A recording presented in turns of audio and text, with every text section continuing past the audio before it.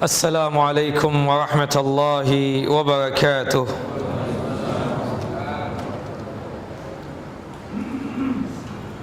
Innal hamdalillah nahmaduhu wa nasta'inuhu wa nastaghfiruh wa na'udzu billahi min shururi anfusina wa min sayyiati a'malina. May yahdihillahu fala mudilla lahu wa may yudlil fala hadiya lahu. Asyhadu an la ilaha illallah wahdahu la syarika lahu wa asyhadu anna Muhammadan abduhu wa rasuluh. Wa laqad qala Allah ta'ala fil Qur'anil azim, ya ayyuhalladzina amanu taqullaha haqqa tuqatih wa la tamutunna illa wa antum muslimun. Wa ba'd, Rabbi shrah li sadri wa yassir li amri wahlul 'uqdatam min lisani yafqahu qawli. Allahumma anfa'na bima 'allamtana wa 'allimna ma yanfa'una wa zidna ilma. Ikhwani wa akhawati fid din, a'azani wa 'azakum Allah. Bapak dan Ibu yang dimuliakan oleh Allah Subhanahu wa taala, melanjutkan mabahas kita dan kajian kita, pembacaan kitab sifat salat Nabi sallallahu alaihi wasallam karya Syekh Al-Allamah Al-Muhaddis Muhammad Nasiruddin Al-Albani. Pada kesempatan yang lalu kita terhenti pada pembahasan tentang tasyahud dan salawat Nabi sallallahu alaihi wasallam, yang dimana sebagaimana yang kita jelaskan pada pembahasan yang lalu berkaitan dengan kedudukan tasyahud, baik tasyahud yang pertama ataupun tasyahud yang kedua, itu adalah bagian daripada arkanus shalah, berkaitan dari rukun-rukun salat, yang dimana jika kita meninggalkan rukun salat secara sengaja, maka membuat ibadah salat kita tersebut tidak syah. Maka tasyahud, baik tasyahud yang pertama ataupun tasyahud yang kedua yang terakhir, adalah bagian daripada rukun salat. Cuma yang membedakan antara tasyahud yang pertama dan tasyahud yang kedua adalah berkaitan tentang masalah salawat yang kita baca. Bersalawat ada sekitar 8 salawat yang diajarkan oleh Nabi sallallahu alaihi wasallam. Di antaranya adalah salawat Ibrahimiyah yang sering kita ucapkan, Allahumma salli ala Muhammad wa ala ali Muhammad kama sallaita ala Ibrahim wa ala ali Ibrahim innaka Hamidun Majid, wa barik ala Muhammad wa ala ali Muhammad kama barakta ala Ibrahim wa ala ali Ibrahim innaka Hamidun Majid. Mayoritas ulama berpendapat salawat yang dilakukan oleh kita pada waktu tasyahud yang pertama hukumnya adalah sesuatu yang sangat dianjurkan, artian mustahab atau sunnah muakkadah, sunnah yang sangat ditekankan. Sedangkan untuk salawat di tasyahud yang kedua atau tasyahud yang terakhir, salawat Nabi yang kita baca tersebut adalah bagian daripada arkanus salat. Bagi mereka yang meninggalkan bersalawat kepada Nabi di tasyahud yang terakhir atau tasyahud yang kedua, maka membuat salatnya tersebut tidak sah. Kemudian berkaitan tentang masalah doa, ya, begitu banyaknya doa yang diajarkan oleh Nabi sallallahu alaihi wasallam. Apakah doa itu mutlaknya cuma di tasyahud yang terakhir, ataukah boleh kita berdoa di tasyahud yang pertama? Sebagian ulama seperti Syekh Nasiruddin Albani membolehkan kita untuk berdoa di tasyahud yang pertama, karena dikatakan oleh beliau tentang masalah berdoa, ya, pada waktu tasyahud, setelah melakukan tasyahud kemudian bersalawat kepada Nabi SAW, itu adalah sifatnya umum, tidak menyebutkan secara khusus apakah ya di tasyahud yang pertama ataupun tasyahud yang kedua atau yang terakhir. Nah, mayoritas ulama mengatakan untuk doa tersebut itu adanya di tasyahud yang terakhir saja. Wallahu a'lam. Ini adalah khilaf di kalangan para ulama. Yang jelas kalau kita memang melihat hadis Nabi sallallahu alaihi wasallam bagaimana Rasulullah sallallahu alaihi wasallam mengajarkan kepada kita tentang tasyahud. Nah, untuk tasyahud para ulama sepakat ketika kita melakukan tasyahud, baik tasyahud yang pertama ataupun tasyahud yang kedua, atau mungkin di salat subuh atau salat yang satu kali tasyahud yaitu salat terakhir, kita mengacungkan telunjuk. Untuk mengacungkan telunjuknya itu para ulama sepakat hal yang demikian. Tapi mereka berbeda pendapat tentang masalah tahrik, menggerakkan jari. Ingat sebagaimana yang saya jelaskan, menggerakkan jari bukan seperti ini. Sebagaimana Syekh Nasiruddin Albani menjelaskan kepada muridnya, ketika ada muridnya yang menggerakkan jarinya pada waktu tasyahud seperti ini, kata beliau, bukan seperti itu. Kalau kita menggerakkan jari seperti ini sama saja yang disebut dengan rafa' khafat, naik turun, up batam, bukan tahrik. Tahrik itu sekedar bergetar jari kita, sekedar bergetar, ya, getaran yang sifatnya biasa, bukan getaran yang terlalu berlebihan seperti ini. Bahkan di antara orang sambil memutar-mutar. Perlu diketahui, membentuk lingkaran pada waktu tasyahud itu ibu jari ketemu dengan jari tengah. Ketika kita lihat dari jauh, maka seperti bentuk lingkaran, atau ibu jari berada di atas jari tengah seperti ini. Dan dua-duanya hadisnya sahih. Nah, untuk tahrik, Syekh Nasiruddin Albani mengatakan itu memang dari awal, dari kita mengucapkan at-tahiyatu lillah sampai kita berdoa sebelum salam. Sedangkan Syekh Muhammad bin Shalih Al-Utsaimin menjelaskan bahwasannya menggerakkan jari tersebut sebatas pada saat kita berdoa saja, pada saat kita berdoa, ya, yaitu khususnya sebelum salam. Tapi kalau sekiranya di tasyahud yang pertama kita ingin berdoa juga tidak menjadi masalah, boleh kita menggetarkan jari kita. Tapi yang khususnya berdoa yang biasa dilakukan oleh Nabi SAW adalah sebelum salam. Makanya kata Syekh Muhammad bin Shalih Al-Utsaimin, hatta pada saat kita duduk di antara dua sujud, berhubung isinya doa, zikir yang kita lakukan, Rabbighfirli warhamni wajburni warfa'ni wahdini wa'afini warzuqni, 7 permohonan. Bolehkah kita menggetarkan jari kita? Kata Syekh Muhammad bin Shalih Al-Utsaimin, boleh yang demikian. Tapi memang mayoritas ulama mengatakan cukup dengan kita, ya kan, sebagaimana lazimnya kita melakukan duduk di antara dua sujud tanpa mengacungkan jari, ya, tanpa mengacungkan jari, cukup dengan membaca, tidak dalam posisi mengacungkan jari, dengan doa kita yang sangat ma'ruf, Rabbighfirli Rabbighfirli, atau 7 permohonan sekaligus, Rabbighfirli warhamni wajburni warfa'ni wahdini wa'afini warzuqni. Kemudian para ulama pun juga berdebat tentang masalah duduk. Para ulama sepakat jika di dalam 2 solat atau di dalam 1 solat ada 2 kali tasyahud, para ulama sepakat jika dalam 1 solat, ya, 2 kali tasyahud seperti salat zuhur, asar, maghrib dan isya, untuk tasyahud yang pertama sepakat mereka duduknya adalah duduk apa? Iftirash. Untuk tasyahud yang kedua atau yang terakhir duduknya duduk apa? Tawaku, sebagaimana yang sudah kita jelaskan juga. Tapi mereka berselisih paham tentang masalah solat jika 1 kali tasyahud saja.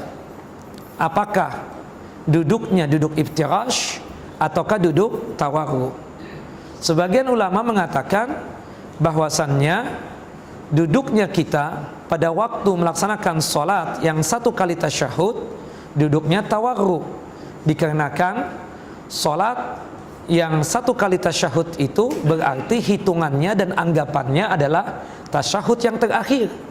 Berhubung itu tasyahud yang terakhir, maka duduknya duduk apa? Tawarru. Tapi sayangnya pendapat ini tidak ada hujjah dan dalil.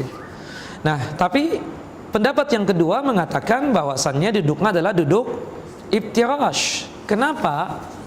Dikarenakan itu tasyahudnya cuma satu kali, dan itu dikuatkan dengan dalil dari Wa'il bin Hujr ketika melihat Nabi SAW salat subuh, sebagaimana disebutkan, kana Nabi sallallahu alaihi wasallam shalla subha wa jalasa muftarishan.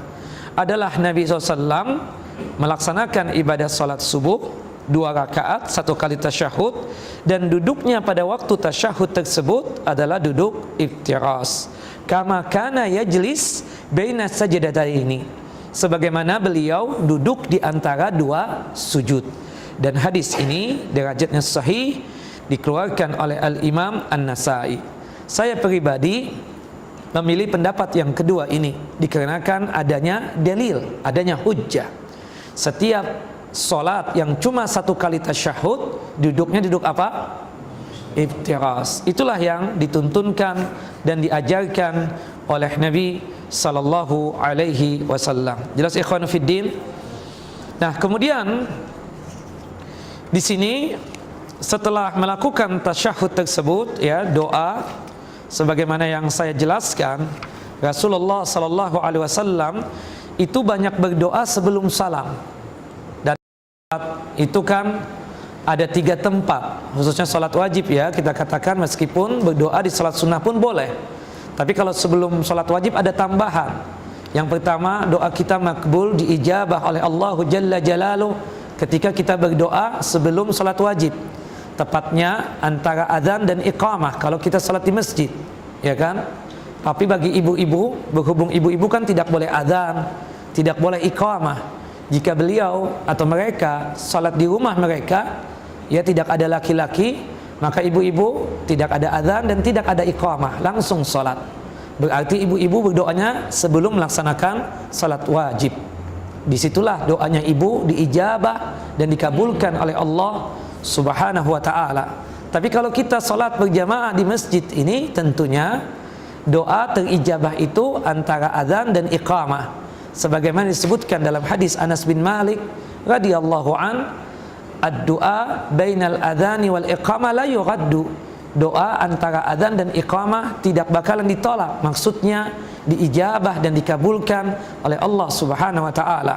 Maka oleh sebab itu, sebelum iqamah usahakanlah banyak berdoa. Disitulah tempat terijabahnya doa kita.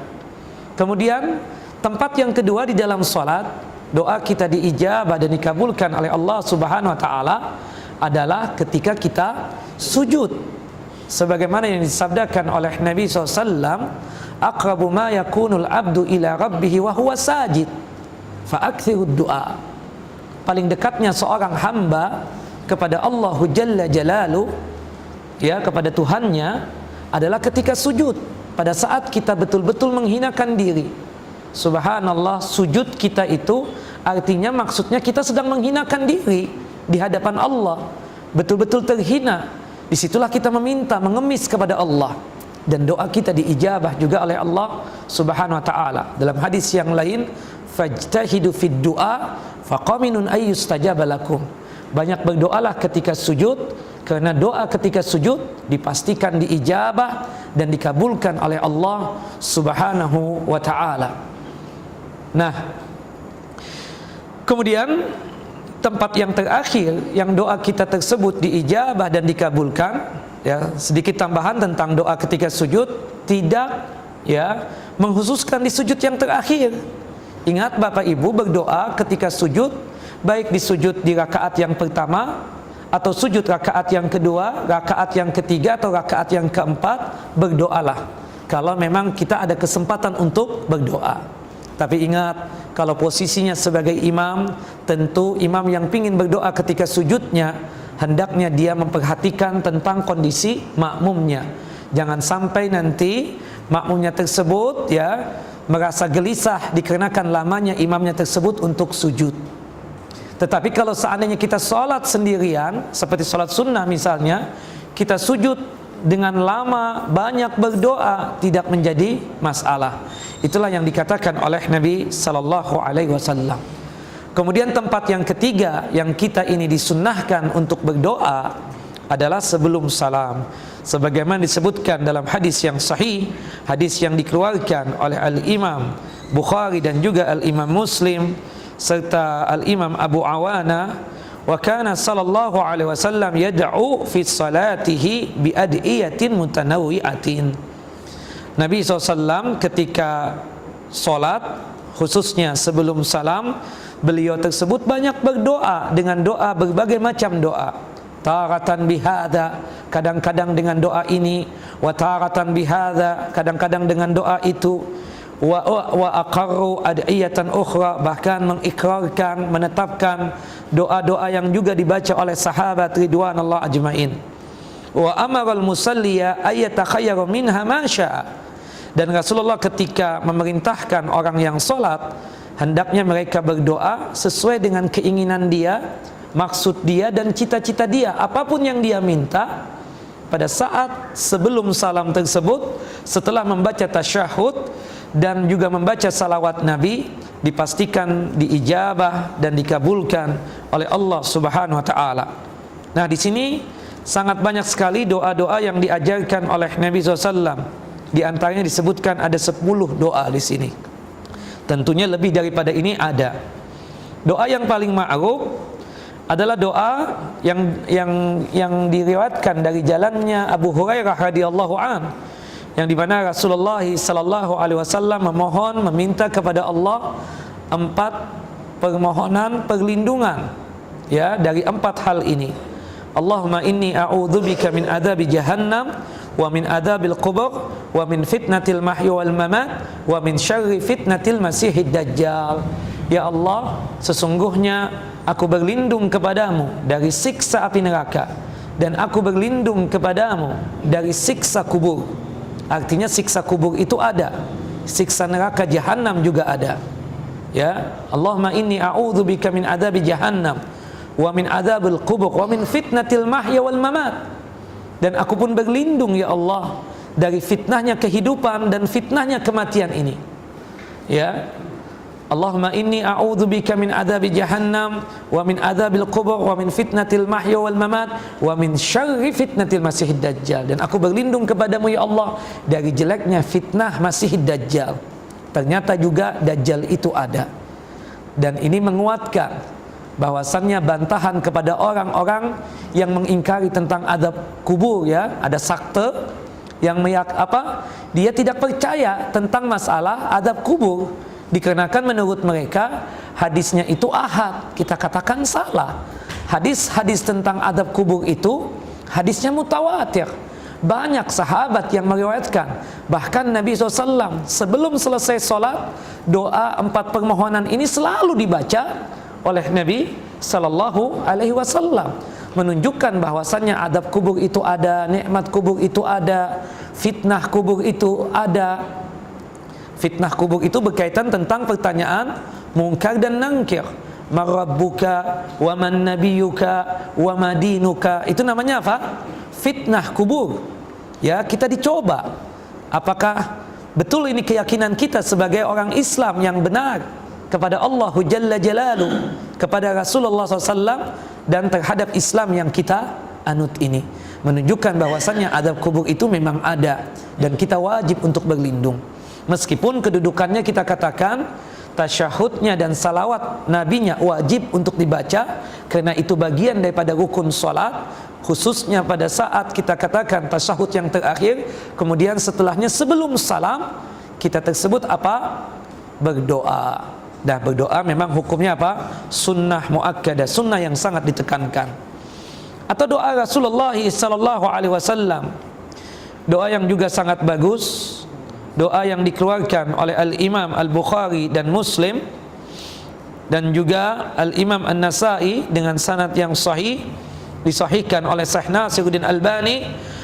Allahumma inni a'udzubika min syarri ma amiltu wa min syarri ma lam a'mal ba'd.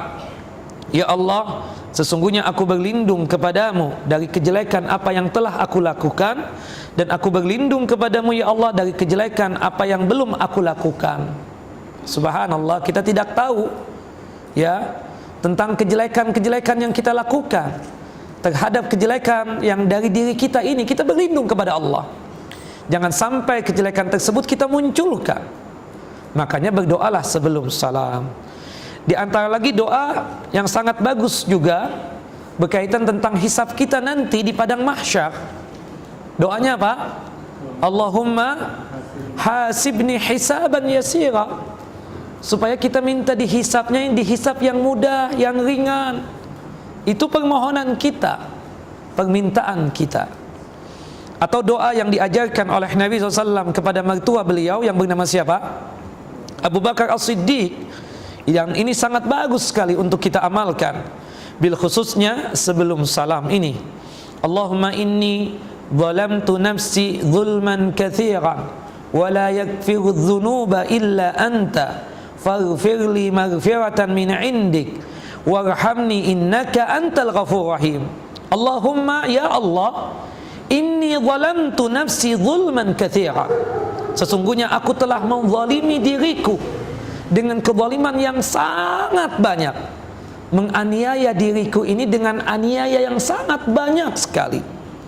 Ya Allah, tidak ada yang mengampuni dosa-dosa kecuali Engkau, ya Allah.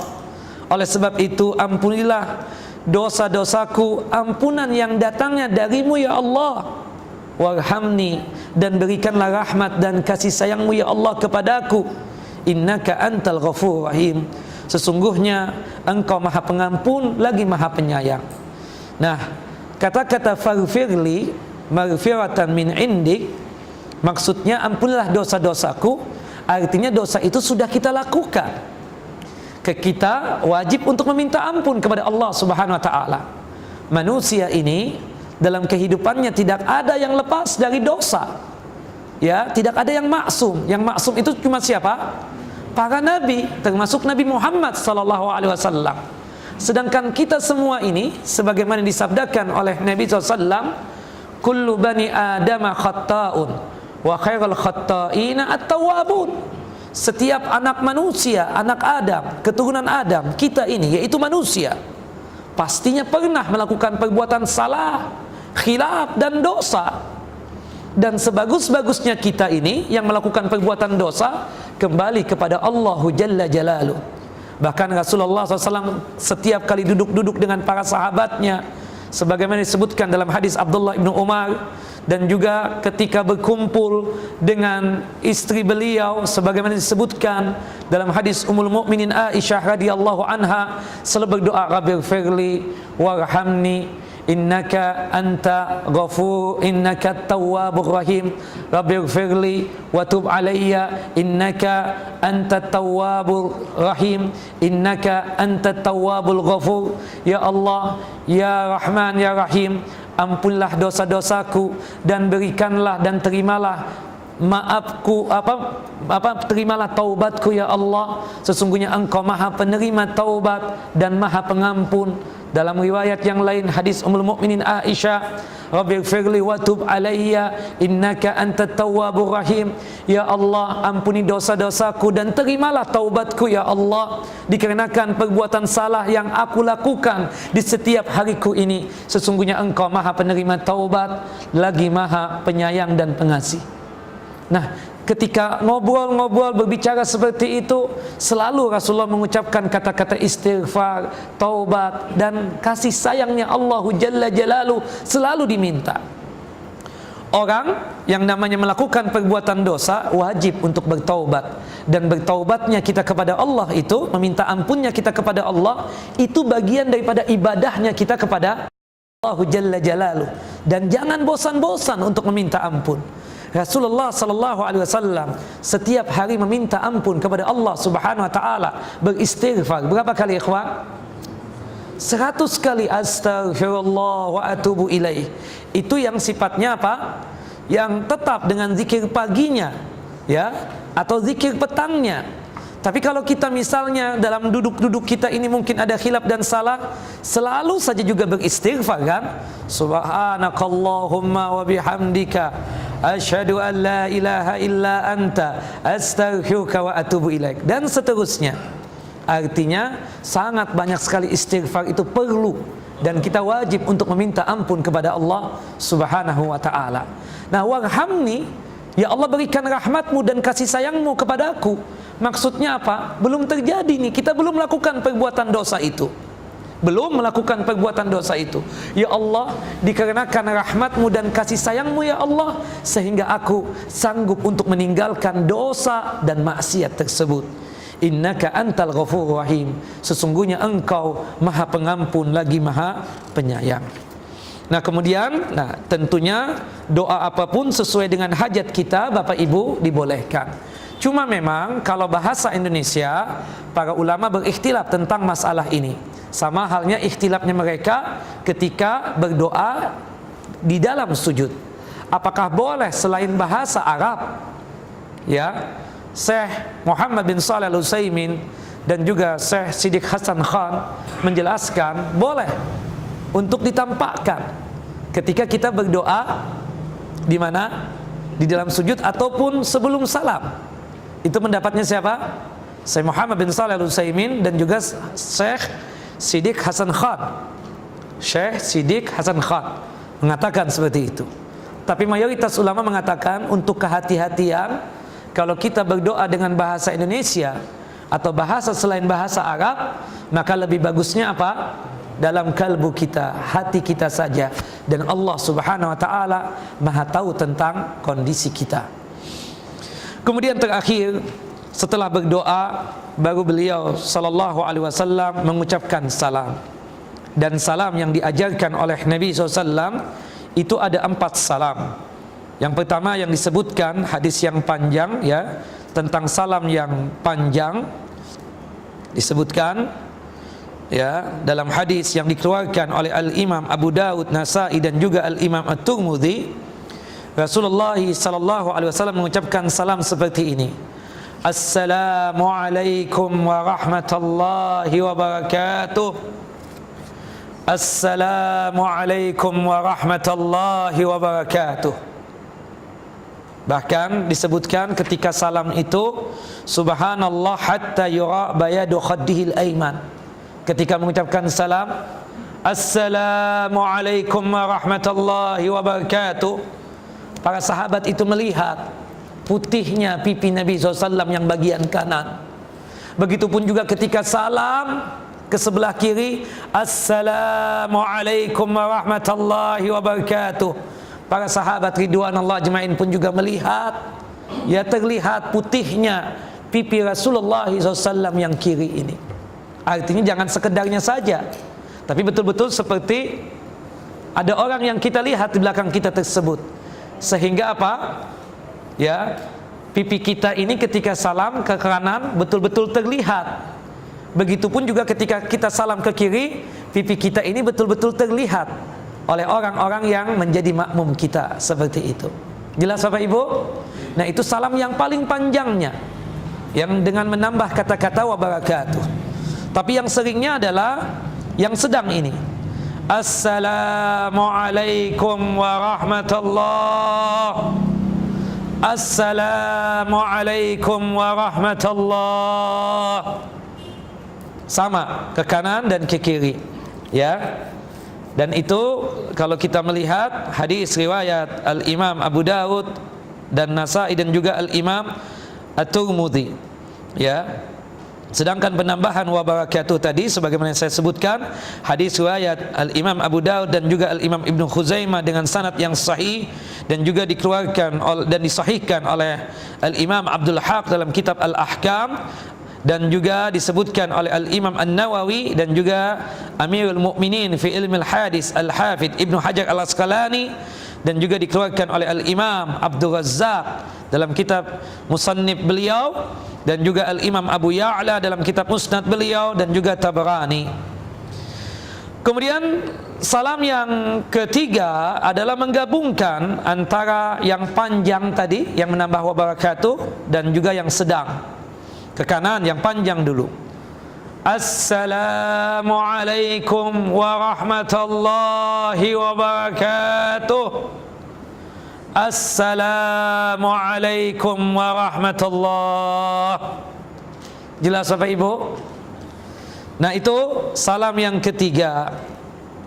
yang paling pendek sekarang, ya, sebagaimana yang disebutkan dalam hadis yang sahih juga, ya, mungkin tidak terbiasa kita, hadis yang dikeluarkan oleh Al-Imam Ibnu Huzaimah dan juga Al-Imam Al-Baihaqi, ya, dan juga disebutkan oleh Syekh Abdul Ghani Al-Maqdisi, Abdul Ghani bin Abdul Wahid Al-Maqdisi dalam kitab Sunan dengan sanad yang sahih, dikeluarkan juga oleh Imam Ahmad dan juga Tabarani.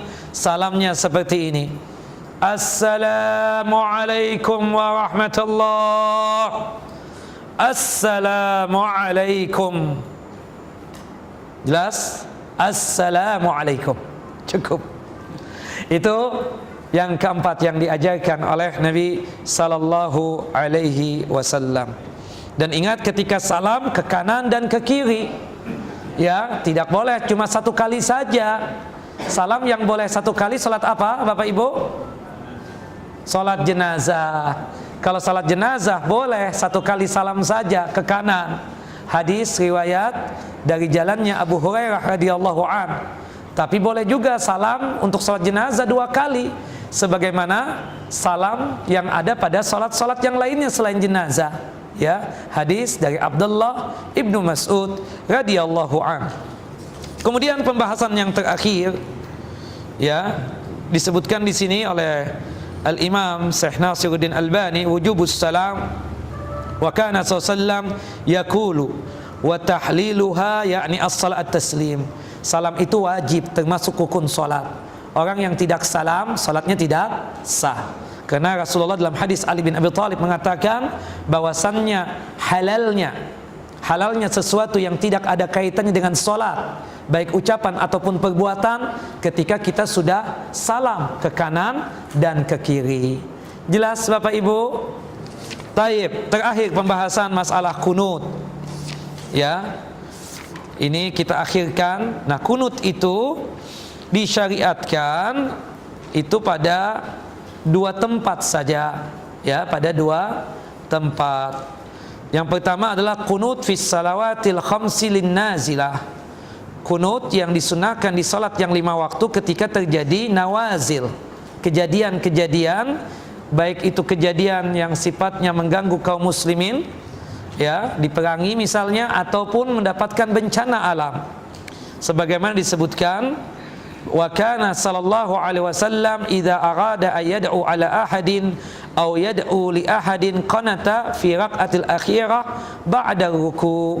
Adalah Nabi sallallahu alaihi wasallam jika beliau ingin mendoakan kejelekan untuk seseorang atau satu kaum, atau mendoakan kebaikan untuk suatu kaum, ya, misalnya mendoakan semoga Yahudi dan Nasrani dilaknat oleh Allah Jalla Jalaluh, ya, orang Yahudi secara umumnya, ya kan, itu boleh, tapi secara khusus nggak boleh menyebutkan nama fulan bin fulan, nggak boleh. Ingat ikhwan, melaknati orang yang melakukan maksiat dan durhaka kepada Allah Jalla Jalaluh secara umum. Misalnya kita melihat ada orang yang negak pil koplo atau misalnya mabuk, kita melaknati secara khusus untuk nama dia, nggak boleh. Laknatullah alaik, semoga Allah melaknati kamu, tidak boleh. Atau laknatullah ala fulan bin fulan, tidak boleh. Sampai diceritakan melaknati syaitan, nggak boleh. Syaitan semakin dilaknati apa? Semakin besar tubuhnya tersebut, besar terus. Makanya tidak boleh. Makanya orang kafir, orang fasik kita laknati secara umum saja. La'natullah ala syaribul khamar, semoga Allah melaknati orang-orang yang suka mabuk. La'natullah ala zunah, semoga Allah SWT melaknati para penzina dan seterusnya. Tapi kalau menyebutkan nama tidak boleh, hatta dia kafir. Kan banyak kadang di khutbah menyebut nama orang, naudzubillah. Gak boleh seperti itu, melaknati nama orang meskipun dia kafir, gak boleh yang demikian. Kali-kali dia dapat hidayah, petunjuk Allah Subhanahu Wa Taala. Rasulullah pernah melaknati, ya, ada 3 tokoh, ya, kaum kafir Quraisy dengan menyebutkan nama, ya. Ketika kunut nawazilnya tersebut ditegur oleh Allah Jalla Jalaluh, laisa laka minal amri syai', bukan urusannya engkau wahai Muhammad, yang ada pada diri kamu sekarang ini menyampaikan, wa ma 'alaika illal balagh, menyampaikan saja. Jangan sampai, ya menghususkan laknat itu kepada seseorang, menyebutkan nama, tidak boleh. Tapi kalau kita misalnya kita mendoakan kejelekan secara umum untuk orang kafir, orang fasik, tidak menjadi masalah seperti itu, ya kan? Allahumma la'an la'natal kafaratul kafirin. Ya, semoga Allah melaknat kekufuran yang ada pada orang-orang kafir, alladzina yasudduna an sabilik, orang-orang yang selalu mencegah ya orang-orang yang beriman kepadamu ya Allah, di jalanmu ya Allah, untuk berbuat baik dan seterusnya. Itu doa Nabi sallallahu alaihi wasallam. Atau mendoakan kebaikan. Mendoakan kebaikan. Nah, kalau untuk mendoakan kebaikan boleh kita sebut namanya, si fulan bin fulan atau yang lainnya, dibolehkan yang demikian. Termasuk mendoakan pemimpin. Allahumma aslih wulata umurina waj'alhum fi tahkimi syariatik. Ya kan? Ya Allah, perbaikilah kondisi pemimpin-pemimpin kami ya Allah. Mudahkan urusan mereka ya Allah, dan jadikanlah mereka tersebut selalu ketika memimpin kami ini di atas undang-undang-Mu ya Allah, syariat-Mu ya Allah. Tidak boleh kita melaknati ya para pemimpin, tidak boleh, meskipun pemimpinnya kafir sekalipun, ya kan? Melaknati Ahok nggak boleh, haram. Ya, yang ada sekarang ini kita mendoakan, ya Allah yahdihi, mudah-mudahan Allah memberikan hidayah dan petunjuk kepada Ahok, mudah-mudahan dia masuk Islam, mudah-mudahan dapat petunjuk kepada dari Allah Subhanahu Wa Taala. Itu doanya kita. Jadi 2017 kalau beliau memang masuk Islam ya bolehlah kita pilih. Tapi kalau misalnya belum masuk Islam ya ini berkaitan dengan akidah dan tauhid, ya, berkaitan dengan akidah dan tauhid. Tapi kalau misalnya insya Allah kita mendoakan dari sekarang ini, mudah-mudahan ya Allah beliau masuk Islam ya Allah, mudah-mudahan ya Allah beliau masuk Islam ya Allah, masuk Islam ya Allah beliau, ya berikan petunjuk-Mu, hidayah-Mu ya Allah kepada beliau, berikan petunjuk-Mu ya Allah ya kepada Ahok, semoga beliau masuk Islam. Nah, itu boleh. Tapi melaknati beliau haram, naudzubillah min dzalik. Tidak boleh melaknati yang demikian. Kali-kali beliau masuk Islam nanti, kita nggak tahu, hidayah Allah sangatlah luas. Dan ketika Allah memberikan hidayah kepada orang yang Dia inginkan, siapapun orangnya, yang mungkin tidak ada di pikiran kita, innallaha yahdi may yasha, kata Allah Subhanahu Wa Taala, sesungguhnya Allah Subhanahu Wa Taala memberikan petunjuk sesuai dengan keinginan Allah Subhanahu Wa Taala. Kali-kali mungkin besok Ahok masuk Islam setelah menggusur kali jodoh, ya kan kita nggak tahu, ya mungkin minggu depan, mungkin bulan ini atau bulan depan, kita tidak tahu. Nah, yang ada sekarang ini kita doakan, mudah-mudahan beliau masuk Islam, mudah-mudahan beliau tersebut diberikan petunjuk dan hidayah Allah Subhanahu Wa Taala, bukan dengan cara melaknati. Dalam Islam tidak dibolehkan kita untuk melaknati orang secara khusus, tidak dibolehkan yang demikian, ya. Apalagi di mimbar-mimbar bebas, nggak boleh yang demikian. Apalagi itu adalah pemimpin kita, apalagi itu pemimpin kita, nggak boleh. Yang ada kalau seandainya ada kekhilafan daripada pemimpin, kita mendoakan mudah-mudahan mendapatkan petunjuk dari Allah Subhanahu Wa Taala, hidayah, dibimbing oleh Allah Subhanahu Wa Taala untuk menjalankan syariat dan ajaran Islam ini. Nah, dan itu Rasulullah SAW kalau berkaitan dengan kunut nawazil atau nazilah itu di salat yang 5 waktu, tidak mengkhususkan di salat subuh atau salat maghrib. Subuh boleh, zuhur boleh, asar, maghrib, isya, bahkan salat Jumat, ya kan?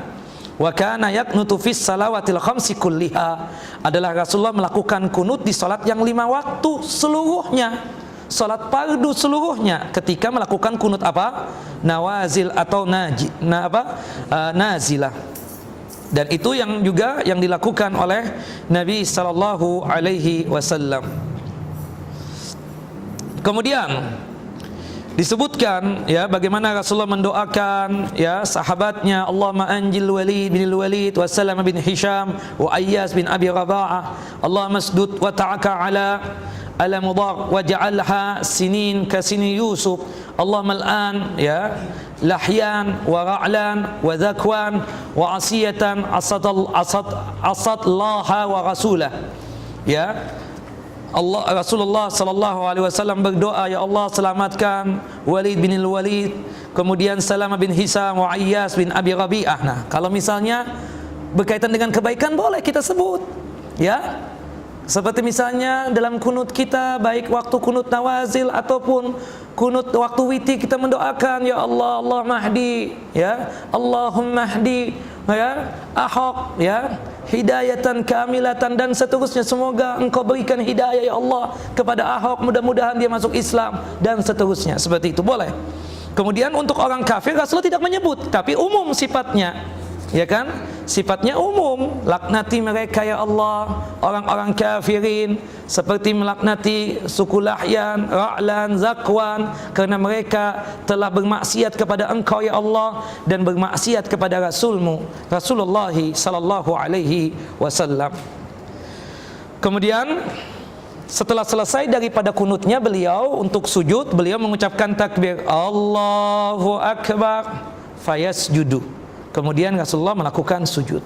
Nah, itu tempat yang pertama yang kita dianjurkan untuk melakukan kunut, yaitu kunut nawazil. Nah, kunut nawazil itu tentu kita katakan tidak setiap hari. Ketika ada kejadian-kejadian bencana alam atau kaum muslimin ditindas, dihinakan, boleh kita melakukan kunut nawazil, dan tidak mengkhususkan di salat subuh ataupun salat maghrib. Kemudian kunut fil witir, disunahkan yang kedua kita melakukan kunut pada waktu witir, sebagaimana disebutkan dalam hadis Hasan bin Ali bin Abi Thalib radhiyallahu an, yang dimana dianjurkan ketika witir tersebut melakukan kunut, baik sebelum ruku ataupun setelah ruku, dua-duanya boleh, ya. Dan itu berdasarkan juga hadis dari Ubay bin Ka'ab dan hadis Abu Hurairah radhiyallahu an. Di antara doa kunut di witir yang diajarkan oleh Rasulullah kepada cucu beliau yang bernama Hasan bin Ali bin Abi Thalib, Allahumma hdini fi man hadait, wa afini fi man afait, wa tawallani fi man tawallait, wa barik li fi ma a'tait, wa qini syarra ma qadait, fa innaka taqdi wa la yuqda alaik, wa innahu la yadhillu man walait, wa la ya'izzu man adait, tabarakta rabbana wa ta'alait. Ya, itu diantaranya. Itu kalau kita pribadi sendiri. Kalau kita memimpin jadi imam salat dengan ucapan seperti ini, Allahumma hdina fi man hadait, wa afina fi man afait, wa tawallana fi man tawallait, wa barik lana fi ma a'tait, dan seterusnya. Nah, itulah kunut yang diajarkan oleh Nabi sallallahu alaihi wasallam. Nah, selesai kita dari permasalahan kunut, baik kunut nawazil ataupun kunut ya di witir. Nah, dua tempat ini saja yang dibolehkan untuk kita melakukan kunut. Selain daripada dua tempat ini tidak boleh, seperti mengkhususkan kunut di waktu subuh, karena ada hadis yang melarang demikian. Berdasarkan hadis dari Sa'ad bin Tariq bin Malik al-Asyja'i, ketika bertanya kepada bapaknya, wahai ayahanda, antum kan pernah sholat di belakangnya Rasulullah, Abu Bakar, Umar, Utsman, Ali bin Abi Thalib, bahkan di Kufah ini selama kurang lebih 5 tahun. Apakah mereka itu melakukan kunut di waktu subuh mengkhususkan? Kata ayahnya, ai bunai, hadza muhdas, ini adalah satu perbuatan yang sifatnya menyelisihi sunnah dan ajaran Rasul. Tidak pernah mereka tersebut melakukan hal yang demikian. Tidak pernah mereka itu melakukan yang demikian. Cuma dua tempat ini sajalah ya kunut dianjurkan. Yang pertama kunut apa? Nawazil atau nazilah. Yang kedua kunut di witir. Selesai kita dari pembahasan tentang sifat salat Nabi. InsyaAllah kita akan lanjutkan dengan kitab yang lainnya nanti InsyaAllah. Taib, cukup saya rasa. Ya, habis Isya nggak ada pertanyaan hari ini. Suara sudah habis. Taib, 2 menit deh sebelum adzan, kan boleh diakhirkan sebentar. Ada pertanyaan? 2 aja, 1 dari ikhwan. 1, 2, 3. Kemudian 1 lagi. Ibu, taib, adzan dulu deh sebentar, adzan dulu. Kita menghormati yang adzan. 2 atau 3 menit. Ya, habis itu iqamah. Silakan.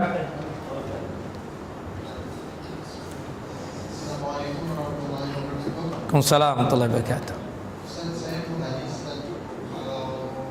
biasanya kalau misalnya di masjid-masjid yang lain itu kan kadang sholat berjamaahnya. Yep. Itu ketika salam itu cuma satu kali Ustaz. Itu bagaimana Ustaz? Ya, yang jelas menyelisih sunnah Rasulullah SAW, meskipun ada ulama mengatakan bahwasannya ke kanan yang wajib sedangkan yang ke kiri adalah sunnah, tapi Rasulullah tidak pernah melakukan itu. Yang ada beliau melakukan 2 kali. Ya, kemungkinan dia subhanallah tidak mengerti tentang masalah bagaimana sholatnya Rasulullah SAW. Kita bagaimana? Kita tetap 2 kali. Assalamualaikum warahmatullahi. Assalamualaikum warahmatullahi. Bagaimana sahabat itu melihat ketika beliau mengucapkan salam ke kanan, kelihatan pipi beliau yang putih yang sebelah kanan ini. Ketika beliau mengucapkan salam ke sebelah kiri, nah artinya kan mengucapkan salam, pipi yang kiri ini kelihatan betul putihnya pipinya Rasulullah SAW. Artinya 2 kali Rasulullah SAW untuk mengucapkan salam tersebut. Nah, untuk salam yang 1 kali itu yang dibolehkan cuma sholat apa tadi? Jenazah, berdasarkan hadis dari Abu Hurairah radhiyallahu anhu. Seperti enggak tahu Pak? Mungkin kirinya kedengaran. Ya harusnya memang imam itu keras lah. Jangan kayak jaim-jaim, subhanallah sama Allah jaim-jaim. Seharusnya kan suaranya lantang. Ini imam dia kedudukannya, bukan dia sendiri sholat, iya kan? Dia ada jamaahnya, ada pasukannya di belakang itu.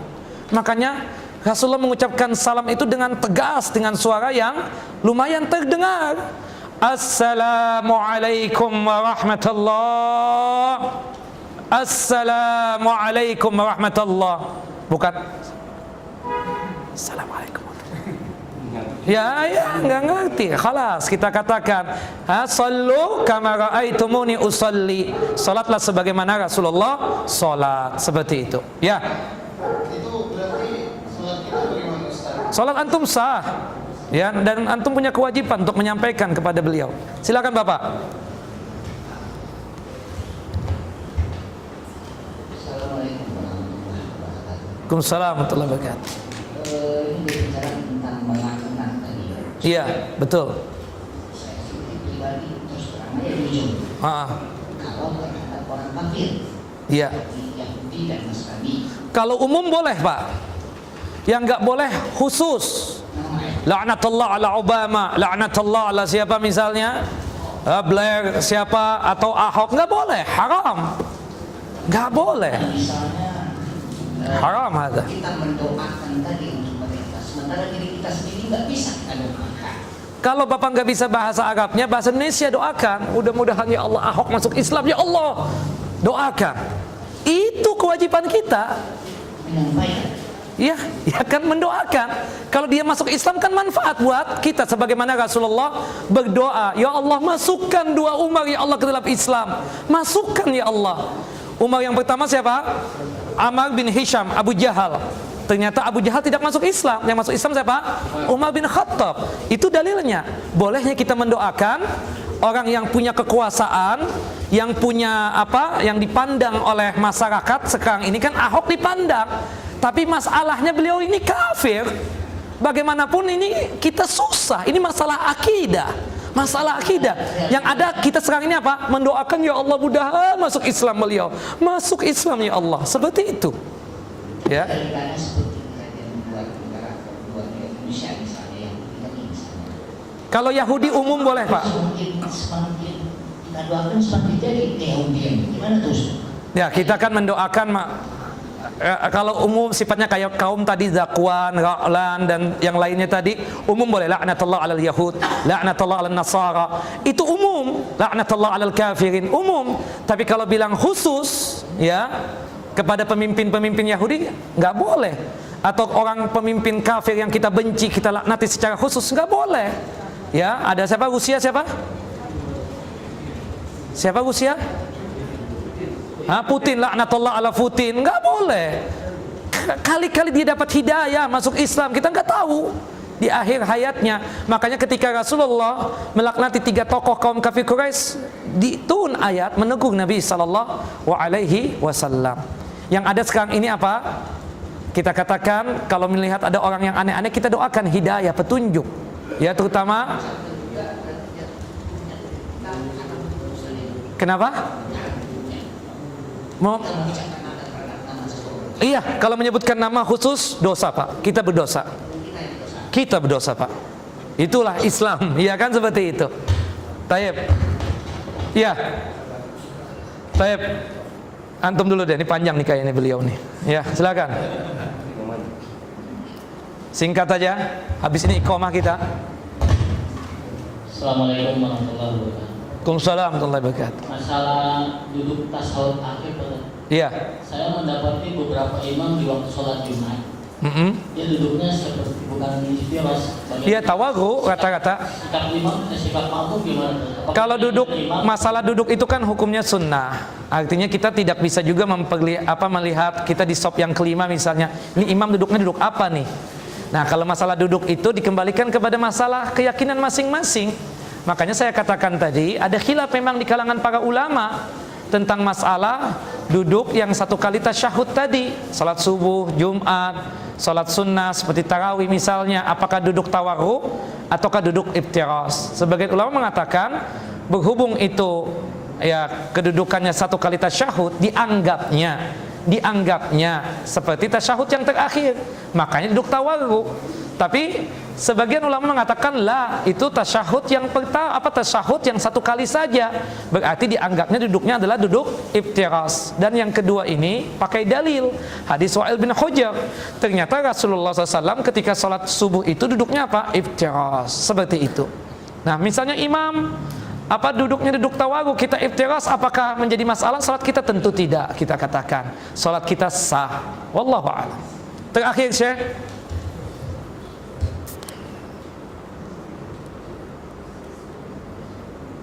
Ya, langsung aja kedengaran. Yang penting ustadz yang dengar. Apakah hukumnya dia mulai berjamaah? Terus ada Qiyamul Lail berjamaah boleh. apa boleh dirutinkan seperti 10 hari terakhir bulan Ramadan kita berjamaah? Tarawih itu, tarawih apa? Boleh. Salat tarawih, Qiyamul Lail, tarawih, tahajud itu sama, nggak ada bedanya. Tinggal pertanyaan antum ubah. Boleh enggak menambah jumlah rakaat lebih daripada 11 rakaat? Of course, tentu boleh. Berdasarkan hadis dari Abdullah ibnu Umar radhiyallahu anhu, ketika ada seorang sahabat yang tidak mengerti, tidak paham tentang masalah salat malam itu apa ya Rasulullah? Rasulullah cuma menjawab, salatul laili mathna mathna wa in takhafa an tudrikal fajar faj'al rak'atan witran lahu aw laha. Bahwasanya salat malam itu dua salam. Kalau seandainya takut terkena salat subuh, jadikanlah satu rakaat sebagai witir untuk salat malam tersebut. Dan ternyata kita katakan bahwasanya Rasulullah di 3 hari yang pertama Ramadan melakukan apa? Salat malam kan, berjamaah dengan para sahabatnya. Dan Rasulullah juga ketika di luar Ramadan ya berjamaah dengan istri beliau. Bahkan Abdullah bin Abbas berkaitan ketika tinggal di rumahnya Maimunah, bibinya. Kita tahu Maimunah ini adalah istri daripada Nabi SAW, ya kan? Ketika itu Rasulullah salat malam, Abdullah bin Abbas juga bangun. Ingat nggak yang berkaitan dengan masalah membuat shop? Kalau makmumnya satu orang laki-laki gimana? Abdullah bin Abbas kan ketika itu berada di samping kirinya Rasul, kemudian kepalanya Abdullah bin Abbas dipegang, kemudian ditarik, kemudian diletakkan di samping kanannya beliau sallallahu alaihi wasallam. Berjamaah bukan itu? Berjamaah. Jadi kita kan ada nggak hadis yang mengatakan bahwasannya seorang suami yang membangunkan istrinya semoga mendapatkan rahmat, kemudian mereka berdua sholat. Begitupun juga istrinya yang lebih duluan bangun kemudian memercikkan ya kan air di muka wajah suaminya, kemudian terbangunlah suaminya, kemudian mereka salat berdua. Artinya berjamaah bukan? Berjamaah. Dan banyak lagi dalil-dalil yang menerangkan bolehnya kita salat berjamaah dalam masalah tahajud, Qiyamul Lail dan tarawih. Ingat, tahajud islahnya Allah sesuai dengan firman Allah dalam surah Al-Isra surah ke-17 ayat 79. Ya, fatahajjat bihi nafilatan lak asa ayyab'asaka rabbuka maqaman mahmuda. Sedangkan qiyamul lail salat malam juga. Istilahnya siapa? Nabi sallallahu alaihi wasallam dalam hadis yang sahih, hadis dari Abu Hurairah, hadis yang dikeluarkan oleh Al-Imam Al-Bukhari dan Muslim, man qama ramadhana imanan wa ihtisaban ghufira lahu ma taqaddama min dhanbi. Ya, dari hadis ini muncullah istilah qiyamul lail. Kemudian tarawih istilahnya siapa? Para ulama. Karena Rasulullah setiap 2 rakaat beristirahat, kemudian 2 rakaat yang kedua beristirahat, 2 rakaat yang ketiga beristirahat. Muncullah istilah salat malam itu apa? Tarawih. Tarawih kan artinya istirahat. Jelas? Jadi nggak ada bedanya. Kalau antum katakan bagaimana mengkhususkan qiyamul lail yang 10 malam yang terakhir, boleh. Itu artinya menambah jumlah salat malamnya, qiyamul lailnya dan tahajudnya boleh, karena salat malam itu tidak ada batasannya. Sebagaimana hadis Abdullah bin Umar tadi, sahabat itu nggak mengerti tentang bagaimana salat malam, apalagi masalah jumlahnya. Tapi yang dijelaskan oleh Rasul apa? Cuma masalah ya tata caranya saja. Salat malam itu 2 salam. Jika takut terkena salat subuh, maka jadikanlah 1 rakaat buat witir untuk salat malam yang telah engkau kerjakan tadi. Jelas ikhwan? Nah, kalau seandainya salat malam ada batasannya, pasti dong Rasulullah mengatakan kepada sahabat itu, antum cukup 11 rakaat. Kan tidak seperti itu. Lah berjamaah boleh. Kalau nggak boleh tarawih bubar. Iya nggak? Tarawih bubar, nggak, udah sendiri-sendiri. Iya dong. Itu mengkhususkan nggak? Mengkhususkan. Itu tarawih. Itu buktinya apa? Salat malam itu. Tarawih itu apa yang dikatakan? Tarawih doang. Maksudnya apa itu? Salat malam. Dan itu dikuatkan dengan macam-macam dalil yang saya sebutkan tadi 3. Bahkan lebih daripada itu. Subhanallah, dan para ulama membahas khusus tentang masalah yang demikian. Dan lucu saja kalau seandainya istrinya bangun, suaminya bangun, udah deh kita masing-masing aja sholat ya. Ada yang seperti itu? Oh ada ustadz ya? Kita katakan ya, berarti ada hang tuh. Lagi pikirannya lagi hang, kita katakan. Hadisnya jelas, membangunkan istri, kemudian mereka berdua sholat, ya kan? Jelas itu hadisnya. Kalau bisa dilihat dalam kitab Al-Wajiz fi Fiqhi Sunnah wal Kitabil Aziz karya Syekh Abdul Azim Al-Badawi, ketika menerangkan tentang masalah salat malam dan juga salat witirnya. Wallahu a'lamu bisawab. Cukup Bapak? Cukup. Khalas cukup. Wa sallallahu nabiyana Muhammad wa ala ali Muhammad kama sallaita ala Ibrahim wa ala ali Ibrahim innaka Hamidun Majid. Wa barik ala Muhammad wa ala ali Muhammad kama barakta anta. Astaghfiruka wa atubu ilaik. Assalamualaikum warahmatullahi wabarakatuh.